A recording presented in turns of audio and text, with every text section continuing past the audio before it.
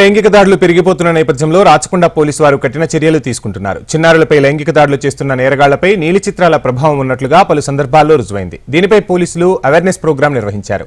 మన పిల్లలను మానవ మృగాల నుండి కాపాడుకుందాం, నేరరహిత సమాజంలో భాగస్వాములం అవుదామంటూ రాచకొండ పోలీసులు పిలుపునిచ్చారు.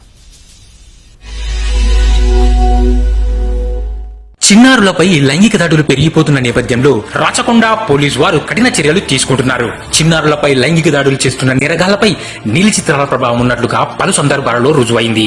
ఏ కన్ను చూడదనే మిడిసిపాటుతో విచ్చలవిడిగా చిన్నపిల్లల అశ్లీల చిత్రాలను ఫేస్బుక్, వాట్సాప్ లేదా ఏదైనా సోషల్ మీడియాలో చూసినా పంపినా పోలీసు వారి నిఘా నేత్రం మిమ్ములను వెంటాడుతుంది. అమెరికాలోని అంతర్జాతీయ సంస్థ NCAMC వారితో మన దేశం కుదుర్చుకున్న అవగాహన ఒప్పందం ప్రకారం వారు సదరు నేరగాల IP అడ్రస్లను, సైబర్ డ్రిప్ లైన్ రిపోర్ట్లను నేషనల్ క్రైమ్ రికార్డ్ బ్యూరో వారికి పంపగా వారు సంబంధిత రాష్ట్రాలకు పంపి నేరస్తుల mobile number, email ID, address సేకరించి వారిని అరెస్ట్ చేస్తోంది. చట్టం యొక్క ఉక్కుపాదం నుండి మీరు ఎప్పటికీ తప్పించుకోలేరు. గౌరవ సుప్రీంకోర్టు నుండి ఈ విషయంలో స్పష్టమైన ఆదేశాలున్నాయి. పోక్సో చట్టం, IT చట్టం ప్రకారం కనీసం 5 సంవత్సరాల వరకు జైలు శిక్ష విధించబడుతుంది. మన పిల్లలను మానవ మృగాల నుండి కాపాడుకుందాం. సదా మీ సేవలో రాచకొండ పోలీస్.